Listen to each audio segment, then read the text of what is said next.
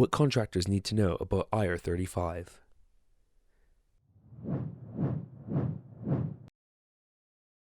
If you're working through your own limited company in the UK, you need to have at least a basic understanding of IR35. You don't necessarily need to become an expert, but it's important you understand how it affects you. So firstly, what is IR35? IR35, otherwise known as intermediaries legislation, is concerned with your employment status, whether you're employed or self-employed, for the purposes of tax and national insurance.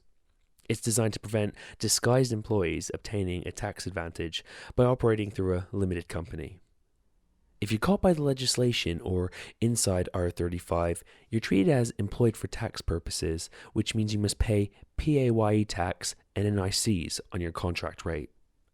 If you're not caught by the legislation or you're outside IR35, you're free to determine your own salary and dividend strategy to suit your tax planning aims. This means you'll usually pay less tax and take home more of your money. So what's the difference between being inside and outside IR35? Well, inside IR35, you're deemed to be an employee for tax purposes. Tax and national insurance paid in line with employment levels. Travel and subsistence expenses are not allowed. However, if you're outside, you're deemed to be in a business of your own account, free to account for your own tax and national insurance on income through your limited company, and of course, travel and subsistence expenses can be claimed. So, are you inside or outside IR35? The real question is, are you genuinely in a business on your own account, or are you a disguised employee? This sounds like it should be simple, but with no statutory definition of employment or self-employment, IR35 status must be reviewed against the backdrop of a case law and precedent. Your IR35 status can vary between contracts, and both the details of your contract and your actual working practices must be taken into account. So, correctly determining your IR35 status is not a simple matter. That's why we recommend anyone who's contracting through a limited company get a professional status review from an IR35 specialist for each new contract. There are many things to consider, and that's not an exhaustive list, but here's some of the common factors that can affect your IR35 status. Control. Do you decide when, where, and most importantly, how you undertake the work? Right of substitution. Are you required to complete the work personally, or could you provide a suitably qualified substitute? Mutuality of obligation. Does the client have an obligation to offer you more work? And if they do, are you obligated to accept it? Financial risk. How much of the financial risk is yours, and how much lies with the client? Basis of payment. Are you paid by the job or by the hour? Multiple clients. Do you have several clients, or do you work exclusively just for one? Part and parcel. To what extent are you part of the client's organization? Do you attend staff meetings, social events, or training? Do you use the staff facilities or receive staff benefits? So who decides if you're inside or outside IR35?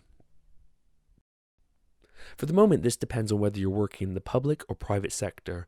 On a private sector contract, you're responsible for determining your own IR35 status, and you're liable if you get it wrong. If your client is a public sector body, the responsibility of assessing IR35 lies with them.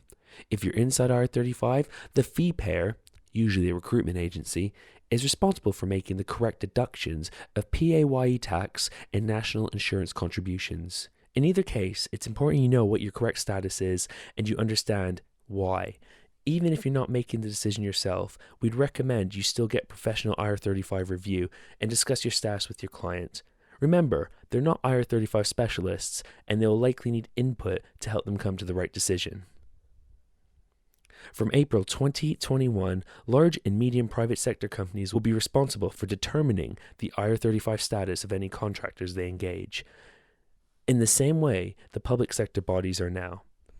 This makes it even more important that private sector contractors understand their status and are able to discuss it with clients and recruiters.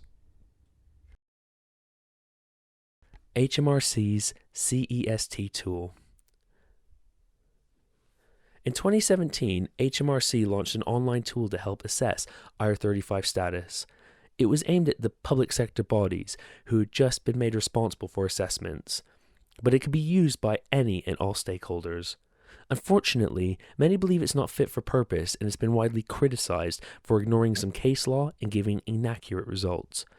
Much of the controversy around mutuality of obligation, which the tool ignores completely as HMRC believe it exists in every contract. It might still be worth using it, if only so you know what it says, but we wouldn't suggest that anyone blindly accepts the results. So what's the consequence of an incorrect IR35 decision? So what happens if you and your client make the wrong decision? Obviously, an incorrect inside decision will leave you paying extra tax and NICs. This will often have significant impact on the amount of money you take home. An incorrect outside decision will leave you paying less tax and national insurance than you should. HMRC can investigate years later, and up to 100% of the debt can be added as a penalty charge. It's very much in your interest to ensure your status is correct. What to do if you know you're inside IR35? The one thing you shouldn't do is ignore it. Working outside IR35 when you should be inside is very risky indeed. As to whether you should be carrying on running your limited company, this depends on why you chose to go limited and whether you're going to be inside for all your contracts. If you're likely to be inside IR35 for every contract and you're only running your company to maximize your take-home pay, then you might be better off opting for umbrella employment instead. You'll take home roughly the same amount of money and you'll get full employment rights too. If this applies to you, a specialist contractor accountant will be able to advise on when and how it's best to close your company. However, even if you're working inside IR35, there could be many good reasons to keep your company open. For example, many contractors find being a company director improves their standing with their clients and it makes it easier to secure more work. Maybe you put a lot of time and effort into building up your brand and your business, and you don't want to risk losing it. Maybe expect your next contract to be outside IR35. Clients of Orange Genie Accountancy can use their umbrella company at no extra cost, which means you can switch seamlessly from limited to umbrella and back again as many times as you need to, depending on which contract you're working on. Just ask your Orange Genie accountant for more information. So what to do if you have any questions about IR35? It's a complicated area and it can have a huge effect on the success of your contracting business. So we'd be surprised if you didn't have any questions. If you're lucky enough to have an Orange Genie accountant, they'd be happy to help. Otherwise, please contact our expert team on 01296 468 483 or email info@orangegenie.com.